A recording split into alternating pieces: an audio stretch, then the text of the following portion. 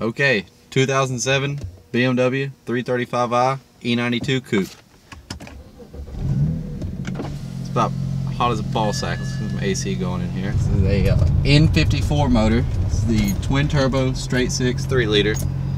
This car has a JB4 on it, and that is the only modification this car has.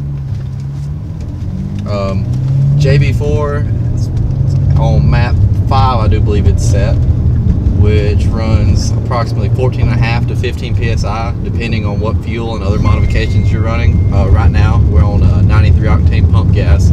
Should be good for around 350 wheel horsepower. And in this car, it's not terribly heavy. That makes for a fun time.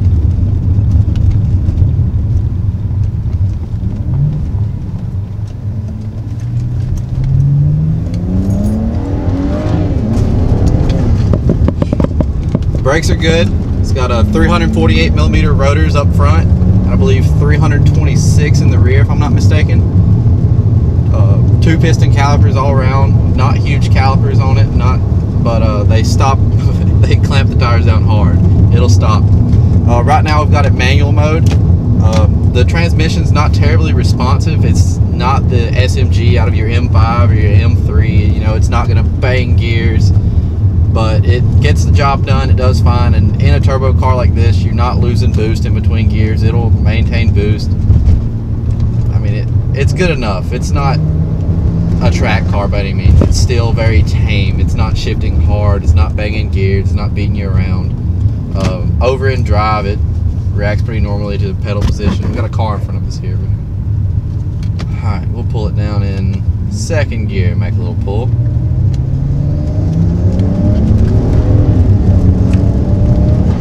Really feel the turbos spooling up.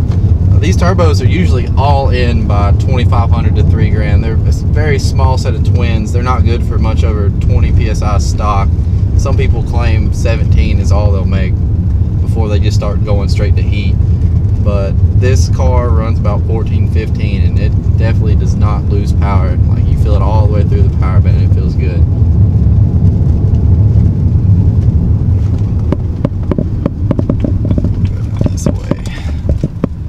Good little straight stretch down here.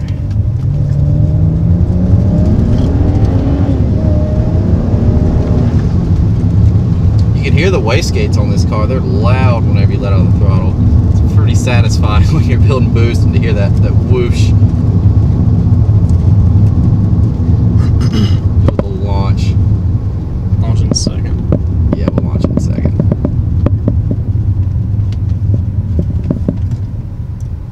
Boost. Now with the JB4, my gauge is up here after past 75% throttle. My fuel gauge reads boost and the oil temperature reads AFRs, which is good to have so you can keep an eye on everything. It's about 10 psi. Oh, traction control was on. What was that beep? Those brakes. Oh. They like squeal. It was like, fuck you. Like okay, let's do a little second gear launch here. Get up to about 10 psi if we can. Oh my god. Oh, it's just a skating. Oh my god.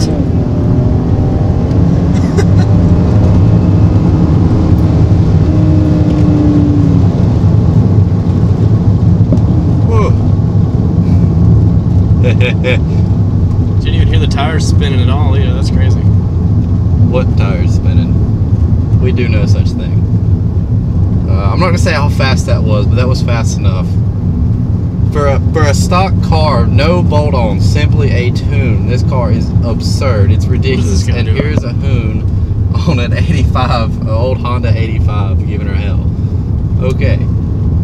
This car's got really good road feel in it. The steering's very heavy for what I consider a luxury kind of cruising car. It's not for any car with power steering. It's got very heavy steering in it. You can feel where the tires are pointed. The only deal is these cars are bad. They're gonna understeer before they oversteer, and it's just the balance. You can definitely tell there's an offset balance. When you go around a corner hard, you can feel the wheels start to jump, and you'll feel it just straight pushing the nose out from under you. And it gets a little scary, honestly. Understeer is a very scary thing. You know, oversteer is easily correctable usually, but understeer if you're pushing it hard through a corner, there's not a whole lot you can do besides tap the brakes and try to throw some weight towards the front, and usually by the time you do that, it's too late. So, you know, usually you're not going to hit that point unless you're really driving the car hard, because it sticks good in the corners. This one's got a set of it's got a staggered setup on it, 255 rear, 225 front, sport compound tires. They hug the road pretty good, and this car's in a decent setup. It's not the sport package, this one, so you have a little bit softer suspension, not quite as much aggressive dampening as the sport package or the M car would have, but it still drives wonderfully. It takes up bumps good. You can feel, you know, if you go over a bump, you feel it, the dampeners take care of it, and then you're past it. You know, it's not rattling around or beating you to death. You know what you hit, and you carry on with it. It doesn't beat you. You don't feel like you've been riding around in a horse and buggy when you get out of it, like some cars. Like my car. Yes, like your car. It cruises good. Surprisingly, it gets pretty good gas mileage. I managed to average about 30 to 34 on the highway, which is beyond advertised. I don't know how accurate this is, but that's what it claims. So what it tells me is 30 to 34. And for a car that makes 350 wheel, maybe closer to 400 flywheel, that's pretty good gas mileage. This car on E85 or race gas supposedly will make close to 400 wheel with just basic bolt-ons, and that's saying a lot. That's M3 power levels. These cars will be faster than M3. This car making 400 wheel. You know, the M3 is advertised what, 411? It's like, or yeah, 4 something. like that. It's over 4. Yeah, well, you go dyno the car, I think they're maybe good for 370 wheel. I don't know how much lighter they are than this, but I've personally seen bolt-on 335s outrun M3s. Now, they might have a driver mod going on there too, but still yet, that's saying something when you outrun a car that's almost double the price. This car's got a very nice exhaust note to it. It's just the stock exhaust. It has an exhaust flap in it that opens up one side and closes one side, or bypasses a baffle in there or something. I don't know. I'm not a BMW engineer. I didn't design it, but you can unplug a solenoid in the trunk that leaves that flap open all the time, and it gives you a good little, I wouldn't say drone, but you can hear it running as you go down the road. And before, I can't stand to be in a car, and it just sounds like I'm coasting down the road with the engine off. I gotta have that exhaust in it. And when you get into it, it's just enough to be heard over the turbos spooling up, which you can definitely hear. I really like the steering feel in this car. There's no play in it whatsoever, and it's fast. It's very fast. It's heavy. It takes a little bit of effort to point it through the corner for sure. Here's some shit flying around in the back there. It's probably on my camera equipment dumping out all over the control. Probably.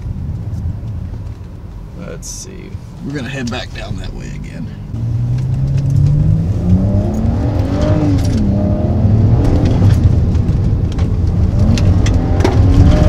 Oh shit. This car's very controllable.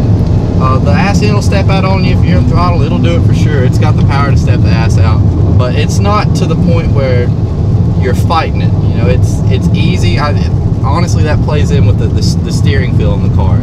It's super easy to get it back straight, let out of it a little bit, and get right back on it. And she'll pull straight and true, and wherever you point it, it's gonna go. So the JB4 in this car, it's a really neat tuner. It's got a good user interface. It's super easy to use. I really like it. All you have to do is click 2 buttons on your steering wheel, and you've got access to everything the JB4 can do for the most part, besides, you know, data logging or anything you need to hook up a laptop for. And for that, you've got a USB cable. You run it through the glove box, hook it up to your laptop, do whatever you want, get back. You can open up your data logs and check and, you know, watch AFRs and all that. Or on the fly, you know, you're wondering, you know, is my car going lean? You don't want to, you know, burn something up, or you don't know how much boost you're running, or, you know, watch stuff like that for safety. The JB4 has a lot of safety features you can program in for AFRs and max boost and all that, and you can make it throw it into basically a limp mode, cut boost if given a problem arises. But I click 2 buttons on the steering wheel, and I can change on the go while I'm going down the road. I can change my tune, what map you're in. I can do diagnostics. I can clear engine codes. I can set up where I can see my AFRs or intake air temperatures, water temperature, anything, boost level. I can set it up to show through either the fuel or oil temperature gauge on these cars, which is a good thing to have. I really like that. I like being able to see my AFR because that's the one thing you really, I swear every car that you do anything at all to should have an AFR gauge. That is the quickest way to hurt something. But once I get 75% throttle, I can watch, and it's in the 11 to 12 range on AFR.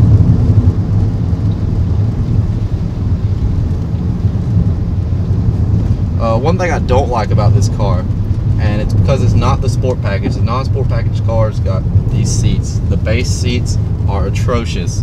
Look at all, I mean, I can flop around all over the place. It's like a hot dog in a hallway. I mean, it's like your high school prom queen. I mean, this thing feels like it's been ran through, and it absolutely throws you all over the place. It does. You're not held in the seat at all. I find myself bracing against the steering wheel and holding myself back against the seat, which is not a good thing to do.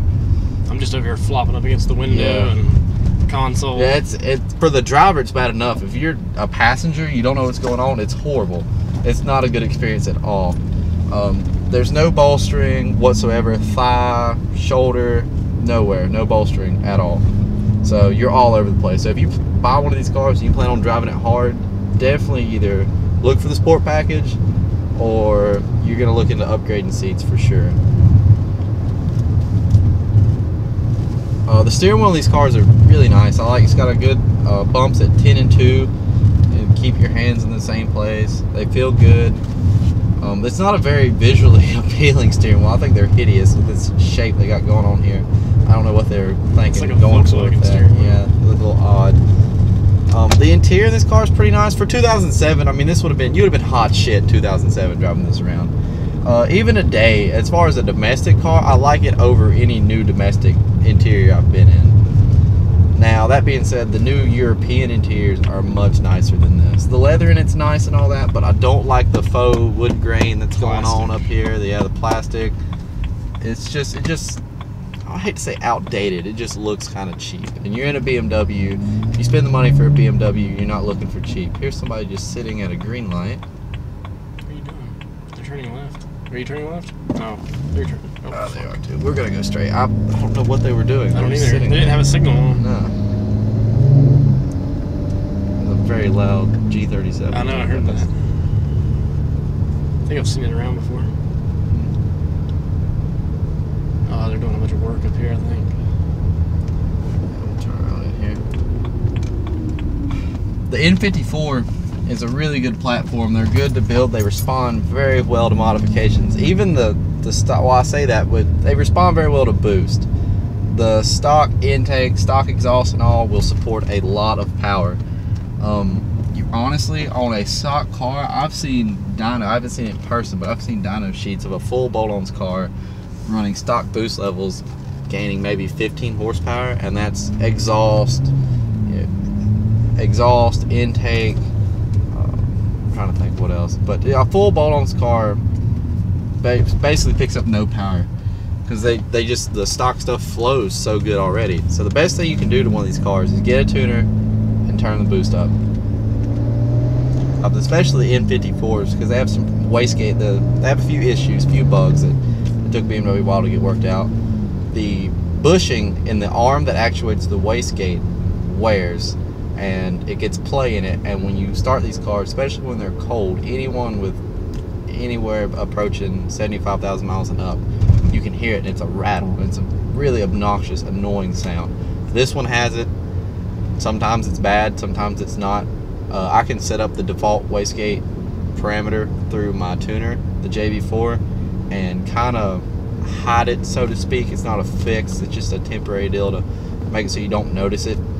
But the wastegates will rattle, and I've never actually heard of a turbo going bad in these cars. I've heard of the seals beginning to leak, but generally, if you're into performance and wastegates start rattling or turbos start going out, rather than replacing the little twins, throw a big single on it.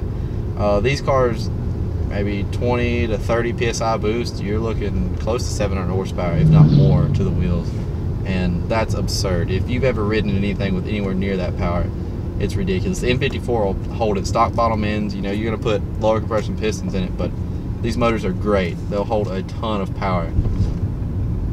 This really is the European 2JZ. It's a really underrated engine. It's not given the respect it deserves. You don't see it in a whole lot of swaps or anything like you do the other engines. People in the comments are gonna like destroy you for saying that. Yeah, well, you can suck a dick, you little Japanese faggots. Alright. N54's better. God, the wastegates sound amazing in this car. I know, it's not even a blow-off valve. The wastegates are obnoxiously loud. Do a little brake boost here. Our 2,500 RPM, there's 12 PSI. They spool quick too. The throttle response in this car is good. That's one thing that the M54 has over the N55 or later iterations that are single turbo. They spool not instantaneously. You know, it's not a quick, responsive NA motor, but they come online very fast, and it's very linear. You know, they don't come on explosively like some do. Speaking of which, there's another 335 coupe. They don't come on explosively and it feels uncontrollable. They come on very smooth. You can get on the throttle through a corner and build boost, no problem. It's not gonna all of a sudden go crazy and goddamn nuclear bomb going off and start backfiring and blowing flames and shit. It's not absurd It's not whatsoever. cool like that. It's not cool like that. It's very drivable, and if you're an enthusiast, you like undrivable stuff, so I don't know if that's a pro or a con. Generally speaking, the less drivable you make the car, the more fun it is.